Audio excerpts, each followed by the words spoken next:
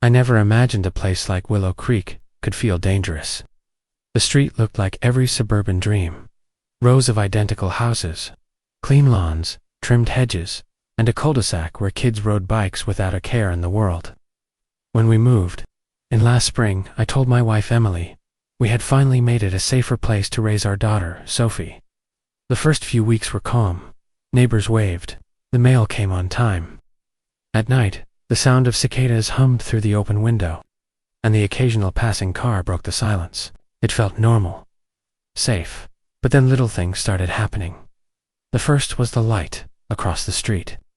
Stood a pale yellow house, slightly bigger than ours, with boarded windows and an overgrown yard. The realtor had told us no one had lived there in years. Yet one night, when I went to take the trash out, I saw a dim orange glow in an upstairs window. It pulsed faintly, like a dying bulb. I stared at it for a long time before looking away, telling myself it must have been a reflection from a passing car. But the road was empty. When I told Emily about it later, she brushed it off, saying I was tired. Maybe I was. But as the days passed, I noticed more sometimes. I'd be in the backyard with Sophie and hear soft crunching sounds like footsteps. From behind the wooden fence at the back of the property, when I looked, nothing was there. Just silence, the rustling of dry leaves, and the distant hum of a lawnmower. That night, after putting Sophie to bed, I turned on the baby monitor. A faint hiss of static came through. Nothing unusual.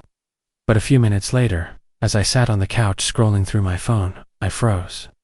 Through the speaker came a faint clicking sound, rhythmic and deliberate, like someone slowly tapping on glass. I walked to Sophie's room, heart pounding. She was sleeping peacefully, her tiny hand clutching a stuffed rabbit. I checked the window, locked, checked the closet, empty, but the clicking stopped the second. I stepped inside. Something felt wrong, though I couldn't explain why. I told myself it was nothing, but deep down, I already knew it. WASN. Single quotes the first time I saw him. I thought it was nothing more than a trick of the shadows. It was close to midnight, and Emily had gone to bed early. I was sitting in the living room, with the TV on low, trying not to wake Sophie. Outside, the wind rattled through the trees, and the branches scraped softly against the siding. I glanced out the back window on my way to the kitchen, and froze. Someone was standing at the fence. A man, tall and thin, with his head tilted slightly, as if he were staring straight at the house. The porch light was off, but the faint glow from a neighboring yard revealed the outline of his shoulders, motionless against the wooden slats. At first, I thought it had to be one of the neighbors, maybe someone cutting through the yards, but, as I watched, he didn't move, didn't shift his weight, didn't even seem to breathe. I stepped away from the window, grabbed my phone, and whispered for Emily. But she didn't wake. I turned back and looked again. The yard was empty. I stayed up for another hour, watching the backyard, but nothing else happened. By morning, I had convinced myself I imagined it. Lack of sleep, stress from the move. It all made sense, but the next night, the man returned. This time, I was ready. I left the blinds slightly open and sat on the couch facing the window, my phone in hand, recording just in case. Around 12:45, I saw movement again. The same figure, standing in the exact same spot at the back fence. No flashlight, no sound, just a dark silhouette against the boards. I stepped outside onto the porch, the old wood creaking under my feet. "Hey," I called out, my voice louder than I intended. The figure didn't react. I took a step off the porch, my bare feet pressing into the damp grass. The smell of wet earth filled my nose, and the air carried that heavy, metallic bite that comes before rain. I got closer, close enough that I should have seen his face in the shadows. But the second I reached the middle of the yard, he was gone. Not walked away, not climbed the fence. Gone. I checked the other side, shining my phone's flashlight, but the alley was empty. When I went back inside, Emily was awake, standing at the top of the stairs, in her robe, holding the baby monitor. "Why? Were you yelling?" she whispered. I told her what I'd seen, and she looked unsettled, but tried to stay calm for my sake. We double-checked the locks and sat together until we finally drifted off to sleep around 3 the next morning. I mentioned the man to our neighbor, Mrs. Callahan, an older woman who had lived on Willow Creek for over 20 years. Her reaction unsettled me more than the encounter itself. Her eyes went cold, and she lowered her voice almost to a whisper. "You keep your daughter inside after dark," she said, glancing toward the vacant house across the street. "And if you see anyone standing by your fence again, you do not go outside. Do you understand me?" I asked her what she meant, but she wouldn't elaborate. She just told me to keep the blinds closed at night and went back inside her house without another word. That night, I didn't sleep at all. I sat in the living room, every light off, just watching the windows. At 1:12 a.m., the baby monitor crackled to life.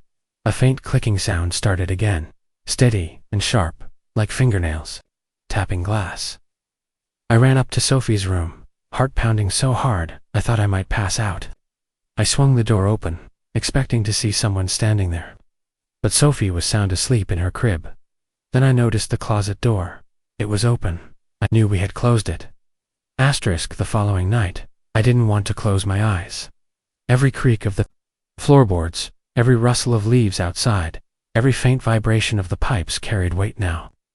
I sat in the living room again, my phone in hand, refreshing the feed from the baby monitor every few minutes just to make sure Sophie was safe. Emily tried to sleep upstairs, but I could hear her shifting under the covers, restless and uneasy. At exactly 1:03 a.m., the backyard lit up. I thought it was a passing car at first, but no headlights cut across the walls.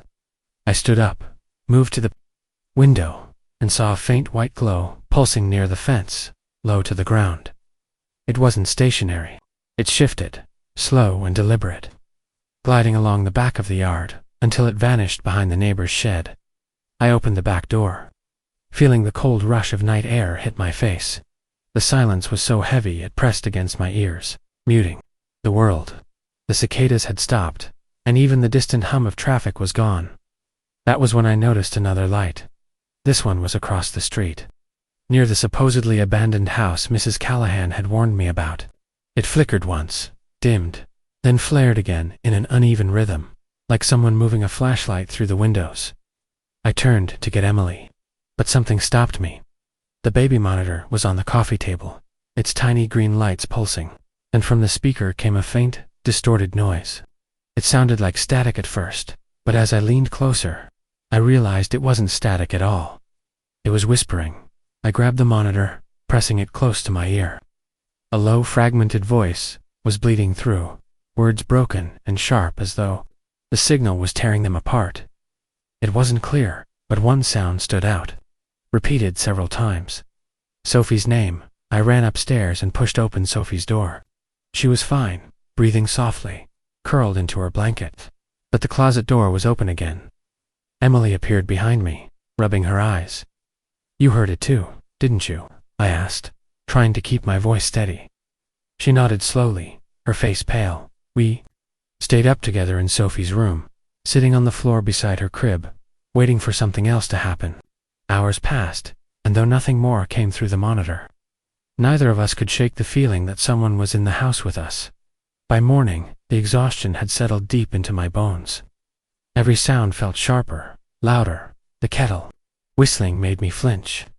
The thud of the mail slot made my heart leap into my throat. That evening, I decided to set up a small camera in Sophie's room, angled toward the crib and closet door. I wanted proof of what was happening.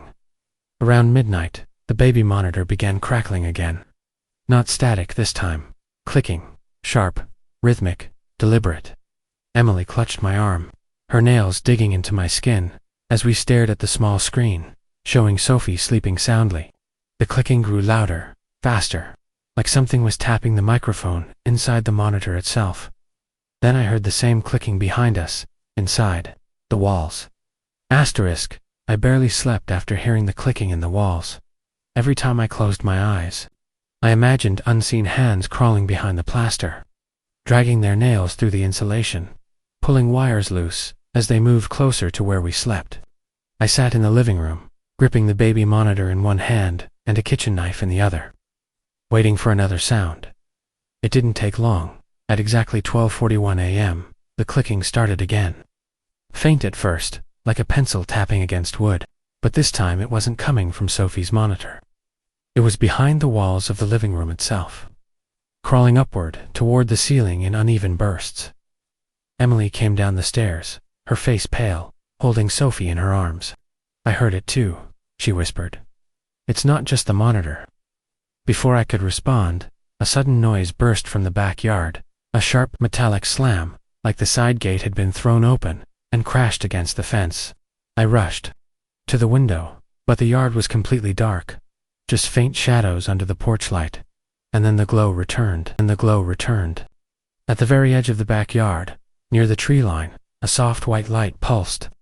It wasn't steady, but uneven and twitching, almost like someone breathing with a flashlight in their hand.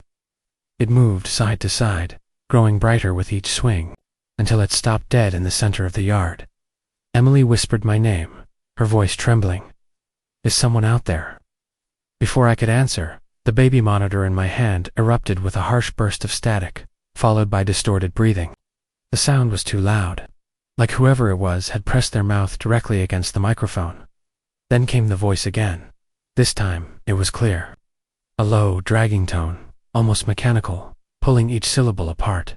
"Sophie." Emily clutched Sophie tighter, backing toward the stairs, but I couldn't move. My body locked in place as the voice repeated her name, over and over, until the static suddenly cut off, leaving a silence so deep it roared in my ears.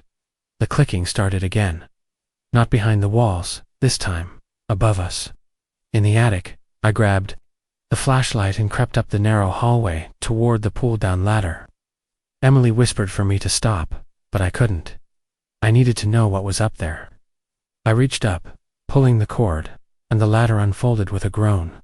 The air from the attic was colder than the rest of the house, sharp enough to sting my skin. I raised the flashlight and pointed it into the darkness above, waiting for my eyes to adjust. That was when I saw it, just for a fraction of a second. Before the beam caught the insulation, I thought I saw something move, something low to the ground, crawling quickly out of view. The sound stopped. No clicking, no breathing, no movement. The silence felt alive, heavy and pressing, as though the house itself was holding its breath. I climbed halfway up the ladder, the wood creaking beneath my weight, and scanned the attic with the flashlight. Nothing but dust, insulation, and old boxers. I was about to step down when the baby monitor erupted again. Not whispers this time, screaming. Emily's voice cut through the chaos from below, crying for me to come down, but over her shouting, I heard something else. The attic was responding. The walls around me vibrated softly, and the clicking started again. But now it was everywhere at once, rippling through the house like a heartbeat. I climbed down fast, slamming the ladder shut behind me. Sophie was crying in Emily's arms, her tiny hands clawing at her mother's shirt, her face flushed and terrified. Then the lights outside moved. Not one this time, but three. They floated across the backyard, pausing near the porch, so close that the faint glow spilled through the kitchen windows, and then, as if triggered by our fear, every single light in the house went out. The house died in an instant. Every bulb, every hum of electricity, every faint mechanical whir vanished all at once, leaving us suspended in absolute silence. Even Sophie's crying cut short, as though the darkness itself had reached out and pressed its hand over her mouth. Emily clutched her tighter, rocking her back and forth, whispering her name like a prayer. I fumbled for my phone, its dim glow barely carving out shapes in the suffocating dark. The baby monitor cracked to life. Not static this time. Not clicking. A man's voice. Deep, wet, uneven breaths hissed through the speaker, followed by words so faint I leaned in just to catch them. "You should have left." Emily jerked toward me, her lips trembling. "Did you hear that?" Before I could respond, another sound came from the kitchen. A soft, deliberate creak, like weight shifting across the old floorboards. I spun the flashlight toward the sound, its beam cutting through the pitch black. The kitchen was empty, but the door to the backyard was wide open. Emily backed away, whispering, You locked that. I watched you. I had. I was certain of it. The deadbolt, the chain, everything. But now it swung slightly in the cold wind, letting in the smell of wet earth and pine. Then I saw them. The 3 glowing lights from the backyard weren't outside anymore. They were directly in front of the door, floating just beyond the threshold. For a moment, I thought they were flashlights held by someone standing there, but there were no silhouettes, no shadows, nothing holding them. And then they moved inside, not with steps, not gliding like mist, but sliding unnaturally, jerking from one position to another, skipping inches at a time. Each time they shifted, the clicking returned, louder now, ricocheting through the walls like dry bones snapping. I grabbed Emily's hand and whispered, "Upstairs. Now." We ran to Sophie's room, slamming the door behind us, locking it tight. I turned off my phone's light and pressed my ear against the wood, listening. The clicking was in the hallway now. Short bursts, then silence, then closer, always closer. Emily crouched in the corner with Sophie, her face buried in our daughter's hair, whispering prayers under her breath. I reached for the baby monitor on the dresser, my hand trembling so badly I almost dropped it. The screen lit up. A figure stood in the hallway, not outside, not down the street, not in the yard. Right there, directly on the other side of the door. Held my breath, staring at the tiny grayscale image, willing myself not to make a sound. It didn't move, didn't shift, didn't breathe. Then, in an instant, it tilted its head toward the camera. The screen went black dot behind me. Emily let out a soft, broken sob, and Sophie wailed again. I reached for her, trying to calm her, when the attic door above the hallway popped open on its own. The hinges groaned, and the wooden ladder unfolded halfway, creaking as though something had just pulled it down. Emily's whisper was barely audible. "We're not alone." I didn't want to believe it, but deep down I knew she was right. The baby monitor lit up again, even though it was turned off. The same voice came through, only louder this time, scraping and distorted like something was clawing at the inside of the speaker. "Sophie isn't yours." Then everything went silent.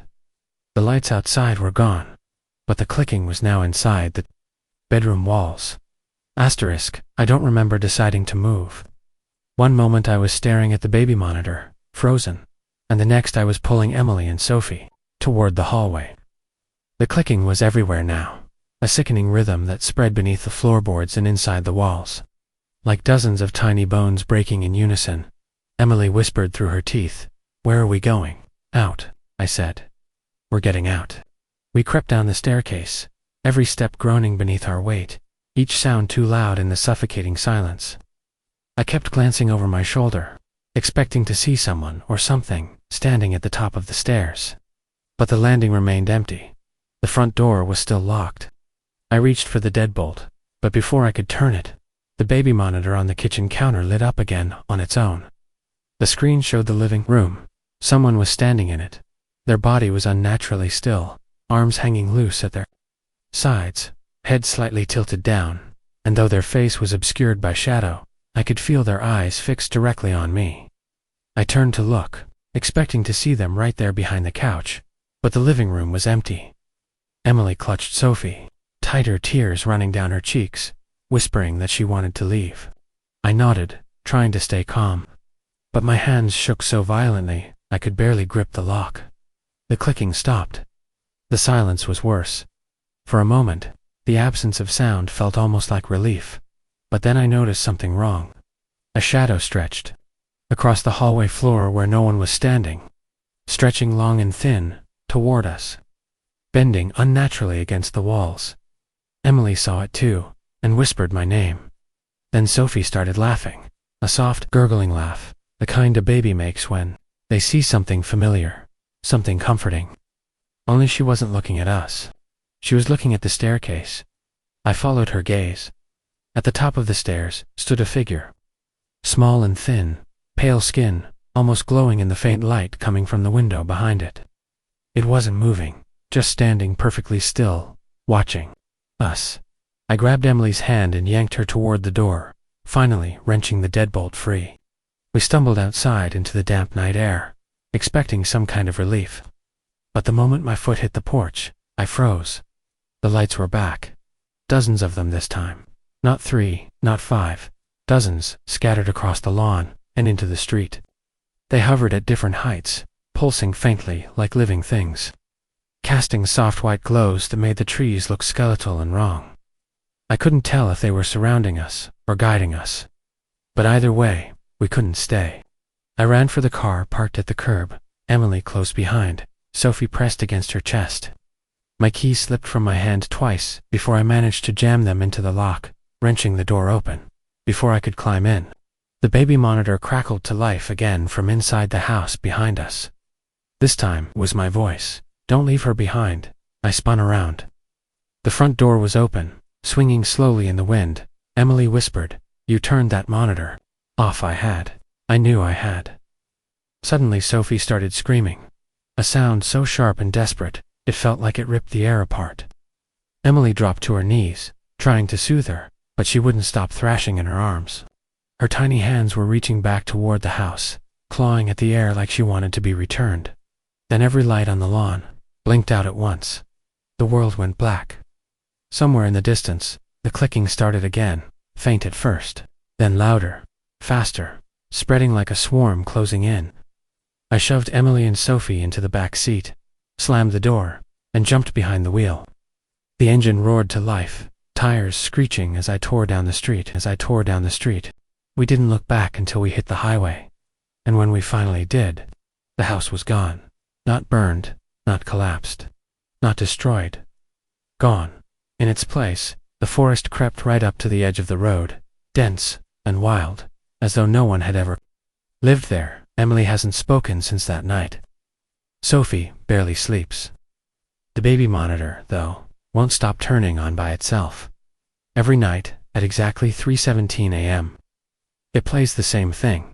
A mansvoice.com, measured, put her back.